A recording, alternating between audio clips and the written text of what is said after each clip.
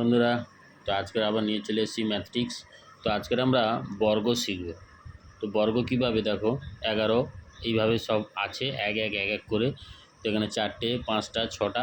তো এদের স্কোয়ার সহজে কিভাবে করব, ঠিক আছে, কম্পিটিশান এক্সামিনেশনের জন্য অবশ্যই ইম্পর্টেন্ট। তো কিভাবে করছি দেখো দেখো 11 আছে, 11 সবাই তো জানি 121।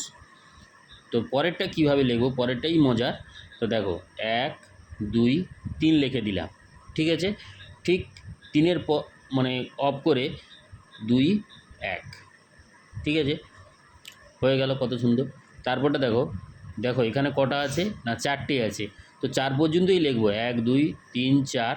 এবার যেহেতু 4-4 থেকে ব্যাকে যাও, ব্যাকে গেলে কত হবে, 3 2 1, হয়ে গেল। পরেরটা দেখো 1 আছে কটা না, 5টা আছে।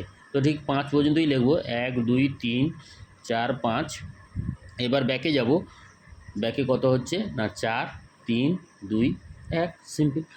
এটাও দেখো 6টা আছে, এখানে 6টা আছে, তাহলে 1 2 3 4 5 6।